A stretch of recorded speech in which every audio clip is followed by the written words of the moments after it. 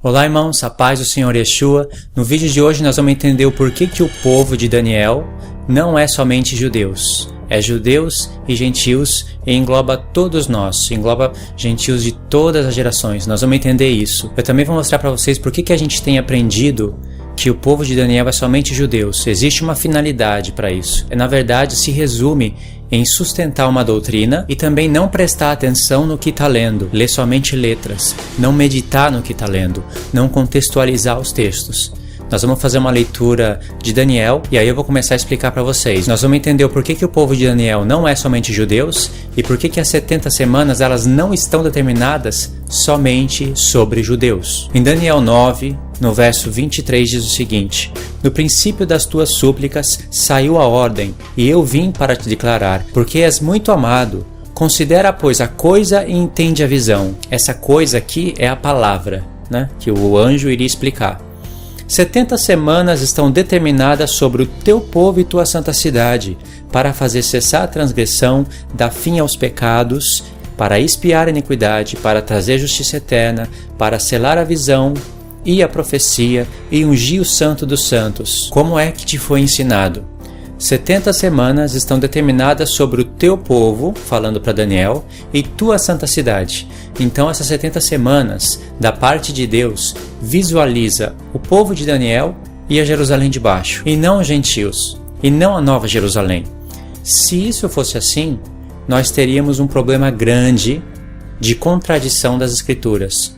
O que Deus está dando aqui, o que eu vou explicar para vocês, o que Deus está dando aqui é um ponto de partida para a contagem das 70 semanas, iniciando através de um santuário terrestre, mas que no final dessas 70 semanas, Deus já estava mostrando para a gente um santuário celeste, de maneira que o santuário terrestre iria servir de modelo para a gente começar a entender coisas espirituais que Paulo entendeu e escreveu em Efésios 2. Aqui é um problema grande de falta de meditação. Meditação mesmo. Alguém pode dizer, Luiz, você falou que teria problemas graves de contradição. Qual seria a contradição? Contradição número 1. Se as 70 semanas estão determinadas somente sobre o povo de Daniel, que seria somente judeus, e isso visualiza somente um santuário terrestre e a Jerusalém terrestre, contradição número 1. Nós não poderíamos fazer parte das justiças de Deus, de 7 passos, 7 maravilhas que o Senhor iria distribuir sobre o povo de Daniel. Porque aqui diz, 70 semanas estão determinadas sobre o teu povo e tua santa cidade para finalidade, objetivo, conclusão, fim, com o fim de fazer cessar a transgressão, para dar fim aos pecados e para expiar a iniquidade, e para trazer justiça eterna. Meditando somente nesses 4 pontos, isso teria que ser estabelecido sobre os judeus somente. Olha como as pessoas não meditam. Expiar a iniquidade, isso na antiga aliança, no modelo da antiga aliança, era feita na sexta festa, no dia da expiação, conhecido como Yom Kippur, no mês 7, dia 10. Todo ano, uma vez por ano, a festa mais importante. Antes de introduzir as pessoas no tabernáculo. A festa dos tabernáculos, estudando ela pelos profetas, iria ser uma revelação do reino milenar do Senhor, aonde justiça eterna estaria estabelecida na terra.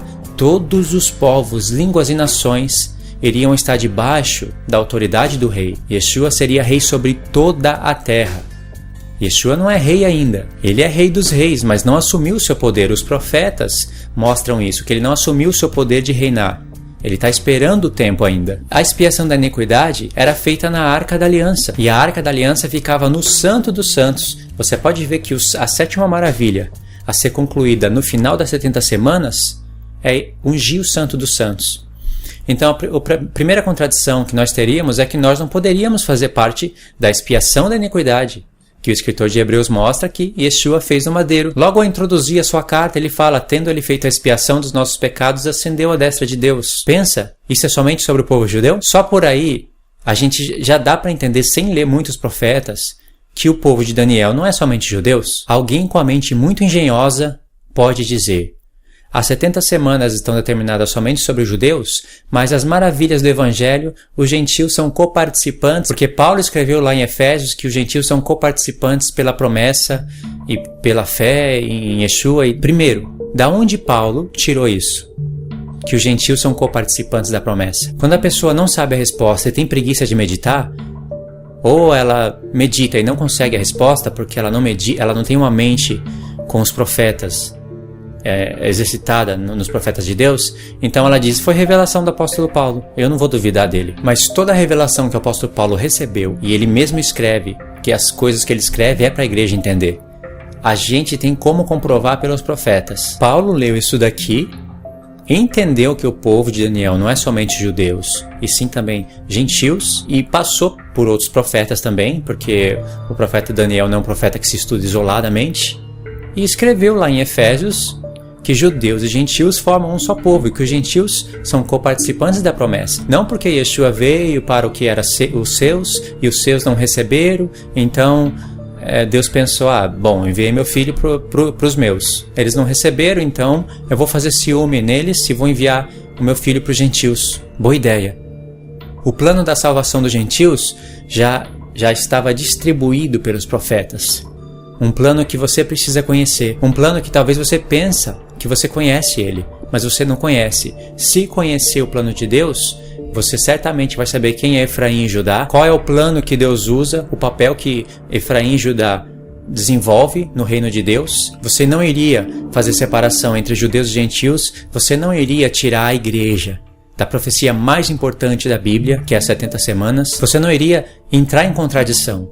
Porque quando você retira a igreja da profecia mais importante da Bíblia, você automaticamente entra em contradição. Porque por um lado você afirma que os gentios receberam a expiação, justiça eterna, que os gentios recebem tudo que foi prometido ao povo de Israel, mas por outro lado você fala que é somente sobre o povo judeu, as 70 semanas. Mas é justamente as 70 semanas que traz esse efeito de salvação, de justiça eterna, de tudo que nós precisamos para se encontrar com o Senhor.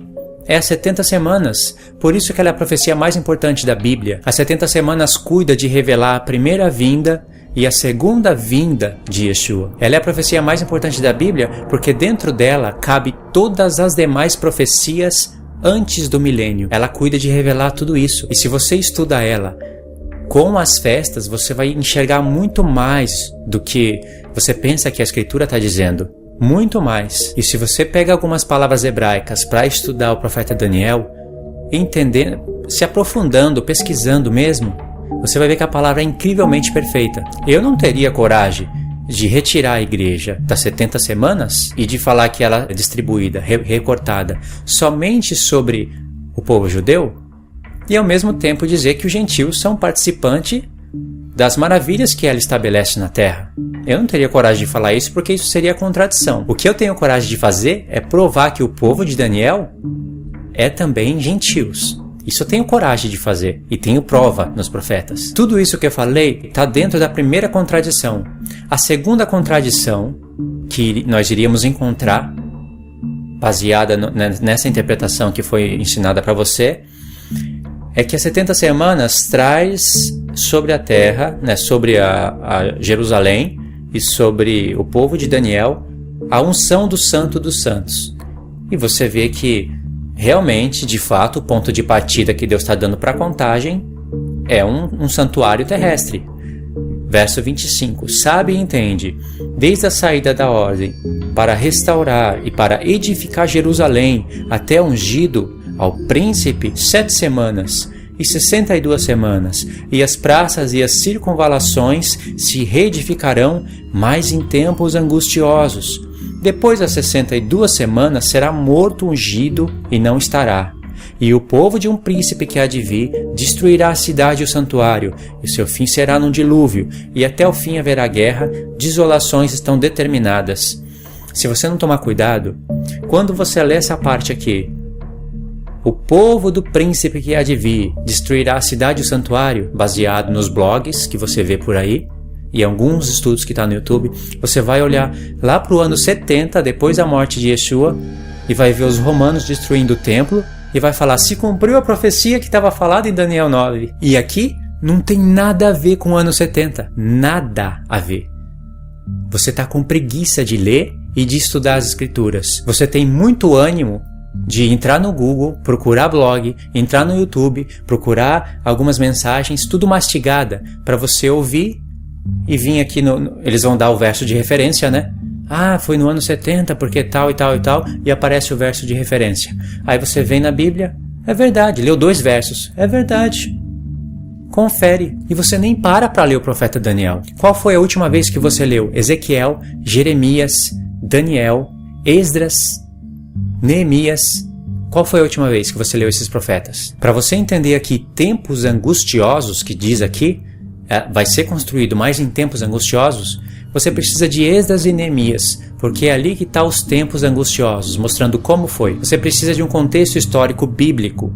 Qual foi a última vez que você leu Levítico 23 e estudou sobre as festas? E separou elas para ver o que estava sendo falado ali? Estudar sobre as festas não é só você falar Páscoa, Asmos, Primícias, Pentecoste, trombetas, expiação e tabernáculos. E saber ali um pouquinho das datas. Isso não é estudar as festas. Isso é apenas um resumo, uma síntese de um grande resumo. E quem estuda somente Levítico 23 não entende sobre as festas. Porque Deus, na Torá, ele distribui eventos que devem ser feitos nas festas, ele distribui por toda a Torá. De maneira que se você quiser entender, você vai ter que caçar, buscar as peças do quebra-cabeça. Em Levítico 23 vai estar falando do dia da expiação, antes da festa dos tabernáculos e depois das trombetas. Só que não vai estar falando detalhes. O detalhe está em Levítico 16, está antes. Em Levítico 23 não vai estar falando que o povo tinha que pegar 2 trombetas de prata. E essas 2 trombetas de prata teria que ser feito de prata, não podia ser feito de chifre de carneiro, e teria que ser dado pro povo chamar, anunciar, sabe? Convocar o povo pro dia das festas.